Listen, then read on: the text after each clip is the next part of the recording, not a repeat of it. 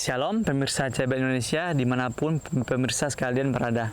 Senang sekali pada kesempatan yang indah kali ini saya bisa berjumpa lagi bersama dengan pemirsa sekalian untuk membagikan pekabaran firman Tuhan yang terdapat di dalam buku Agama yang Bersinar. Buku ini dituliskan oleh Nyonya Ellen G. White. Dan juga melalui buku ini kita akan disuguhkan suatu cara yang lebih baik yang akan menyingkapkan kepada kita suatu kehidupan yang lebih sederhana dan lebih manis. Semua pembaca akan penuh dengan kegembiraan dan kesukaan. Bersinar, menyinarkan kasihnya dimanapun kita berada. Nah, jadi dengan membaca buku ini, kehidupan kita itu akan menjadi kehidupan yang lebih sederhana. Dan juga orang-orang bisa melihat kasih Yesus melalui tingkah laku dan juga perbuatan kita. Sehingga dengan demikian kita itu bisa menjadi terang dimanapun kita berada. Pada kesempatan yang indah kali ini, bacaan yang akan saya bawakan terdapat di dalam halaman 175. Tapi sebelum itu alangkah baiknya apabila saudara sekalian mau untuk mengundang orang-orang di sekitar saudara untuk duduk menonton bersama, sehingga kita bisa mengerti firman Tuhan pada kesempatan kali ini. Bacaan kita berjudul dalam memiliki keyakinan pada saudara seiman. Ayat intinya terdapat di dalam 2 Korintus 7 ayat 16. Aku bersukacita sebab aku dapat menaruh kepercayaan kepada kamu dalam segala hal. Kita masuk pada pembahasannya. Ketika manusia menunjukkan kepercayaan pada sesamanya, mereka akan menjadi lebih dekat untuk memiliki pikiran Kristus. Yesus menemukan akses ke pikiran kita melalui jalan pergaulan dengan mereka yang paling akrab. Dia menghormati manusia dengan keyakinannya, dan dengan demikian menempatkannya di atas kehormatannya. Yesus mengambil alih kemanusiaan agar ia dapat bertemu dengan umat manusia. Dia membawa manusia di bawah kuasa kebenaran yang mengubah dengan menemui mereka di mana mereka berada.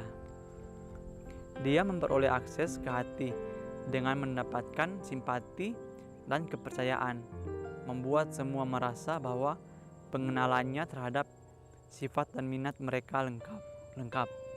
Tulisan ini diambil dari buku Testimonies to Ministers halaman 189 dan 190. Nah, jadi melalui judulnya dan juga ayat intinya kita itu diingatkan sekali lagi kita itu harus memiliki saudara yang seiman, di mana saudara yang seiman itu adalah orang yang sama-sama percaya kepada Yesus, sehingga ketika memiliki saudara yang seiman maka kita itu akan memiliki visi dan misi yang sama. Dan juga kita itu tidak boleh menganggap saudara kandung kita itu sebagai saudara yang seiman. Karena meskipun saudara sekandung kita itu mereka masih memiliki ikatan darah dengan kita, tetapi bila mereka tidak memiliki keyakinan yang sama dengan kita, maka sudah pasti visi dan misi kedepannya itu pastilah akan berbeda.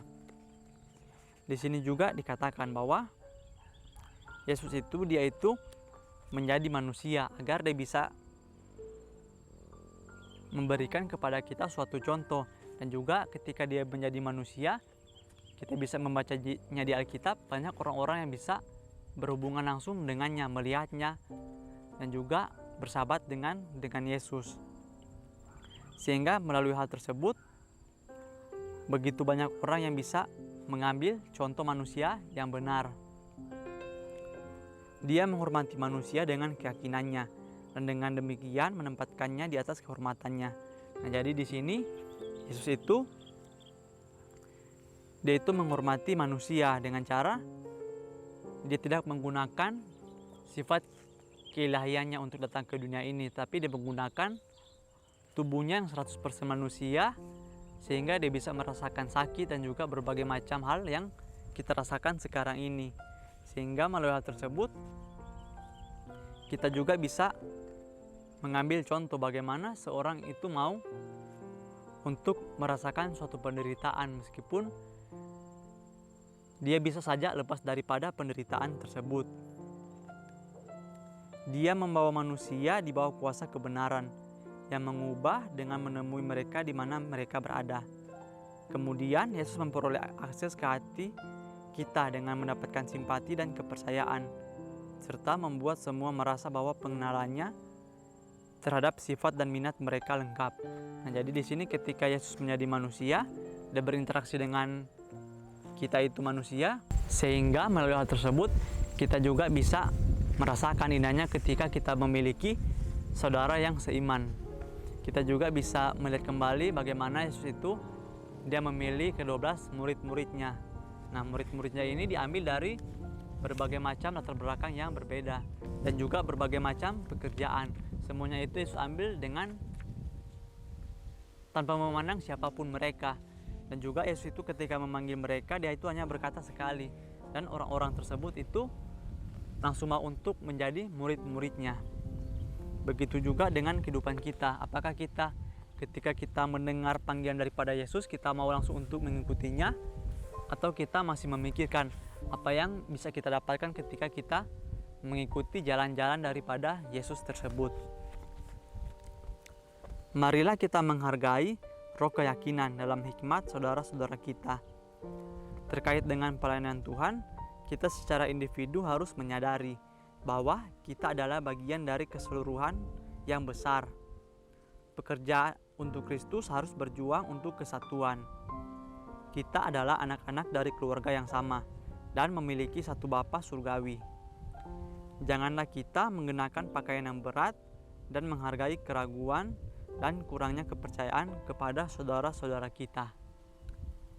Kita seharusnya tidak menyakiti jiwa kita dengan mengumpulkan onak dan duri, tetapi sebaliknya, kita harus mengumpulkan mawar dan teratai, serta dianthus, dan mengungkapkan keharumannya dalam kata-kata dan tindakan kita. Tulisan ini diambil dari buku Testimonies to Ministers halaman 500 dan 502. Nah, selanjutnya di paragraf yang berikutnya dikatakan kita ini sebagai manusia itu kita bukanlah makhluk individu, di mana kita hanya melakukan sesuatu untuk diri kita sendiri saja. Tapi di sini dikatakan bahwa kita itu harus menyadari bahwa diri kita ini adalah satu kesatuan antara satu dengan yang lain, di mana kita itu harus saling membantu satu sama lain. Janganlah ketika kita berada di suatu tempat ataupun suatu lingkungan dan ketika kita melihat teman kita yang membutuhkan bantuan, kita tidak mau untuk membantunya. Tapi kita itu harus menjadi orang yang peka, orang yang mau untuk membantu satu sama lain. Dan kita juga itu tidak perlu lagi harus diperintahkan untuk membantu orang tersebut. Kita itu harus memiliki inisiatif dalam kehidupan kita. Apakah orang ini memerlukan bantuan atau tidak. Dan janganlah kita hanya berbicara saja, tetapi kita harus mempraktekkan apa yang kita bicarakan. Di sini juga dikatakan bahwa pekerja untuk Kristus harus berjuang untuk kesatuan. Nah, jadi berbicara mengenai kesatuan ini, tentu saja hal yang mendasar itu adalah kita harus memiliki visi dan misi yang sama. Nah, tentu saja visi dan misi yang sama itu harus atau bisa terwujud apabila kita memiliki suatu keyakinan yang sama. Jadi kita itu harus memilih apakah kita menjadikan orang tersebut sebagai saudara seiman kita atau tidak. Nah, tentu saja ketika kita menganggap mungkin orang tersebut memiliki iman yang sama dengan kita, kepercayaan yang sama, tetapi ketika kita mengetahui yang sebenarnya, maka sudah pasti pekerjaan tersebut tidak akan berjalan dengan lancar. Nah, jadi di sini kita itu harus bijak-bijak dalam memilih saudara seiman kita. Janganlah ketika kita melihat seseorang, kita hanya melihat dari penampilan luarnya saja, tapi kita itu harus mengenal orang tersebut lebih dalam lagi sehingga kita bisa melakukan pekerjaan Tuhan itu dalam jangka waktu yang panjang, yang lama, bukan hanya sebentar saja. Kita tidak seharusnya menyakiti jiwa kita dengan mengumpulkan onak dan duri, tapi sebaliknya kita harus mengumpulkan mawar dan teratai dan mengungkapkan keharumannya dalam kata-kata dan tindakan kita. Nah, jadi di sini ketika kita menjalankan pekerjaan atau kita menjalankan perintah-perintah Tuhan, kita itu tidak boleh mengeluh ketika kita menghadapi suatu masalah atau menghadapi berbagai macam pencobaan. Kita itu tidak boleh mengeluh, tapi kita harus mengambil hikmat atau juga hal-hal yang positif dari apa yang kita hadapi, sehingga ketika kita mengambil hal-hal yang positif tersebut, pastilah itu akan membuat pribadi kita itu menjadi lebih kuat lagi setiap harinya. Ketika ada tindakan yang harmonis di antara masing-masing anggota gereja, ketika ada kasih dan kepercayaan yang dimanifestasikan oleh saudara ke saudara, akan ada kekuatan dan kuasa yang seimbang dalam pekerjaan kita untuk keselamatan dunia. Tulisan ini diambil dari buku Testimonies to Ministers halaman 188. Nah, jadi di akhir pembahasan kita kali ini dikatakan bahwa apabila ada tindakan yang harmonis, tindakan yang rukun antara satu sama lain di dalam suatu kelompok, maka sudah pasti kelompok itu akan menjadi suatu kelompok yang solid, di mana kelompok yang solid itu adalah kelompok yang memiliki visi misi yang sama, dan juga ketika mereka mengetahui apa yang akan mereka lakukan, kelompok tersebut itu akan sama-sama mengerjakan pekerjaannya, dan tidak akan ada orang yang saling berharap satu sama lain, karena semuanya itu mengetahui tugas dan tanggung jawabnya masing-masing, sehingga tanpa perlu disuruh lagi atau tanpa perlu diingatkan lagi, maka semua anggota di dalam kelompok tersebut, karena mereka menganggap mereka adalah saudara yang seiman, maka semuanya itu akan berjalan secara otomatis. Nah, jadi pelajaran bisa kita ambil dari kesempatan kita kali ini yang berjudul dalam memiliki keyakinan pada saudara seiman, kita itu harus bergaul dengan orang-orang yang memiliki tujuan yang sama dengan kita, sehingga kita bisa sama-sama menyelesaikan pekerjaan Tuhan yang diberikan di dalam kehidupan kita masing-masing. Mungkin ini saja yang bisa saya sampaikan. Kiranya melalui pembahasan kita kali ini kita bisa lebih giat lagi dalam melakukan pekerjaan Tuhan. Sampai bertemu lagi di pembahasan-pembahasan yang berikutnya. Saya bawa dalam nama Tuhan Yesus. Terima kasih. Amin. Tuhan Yesus memberkati.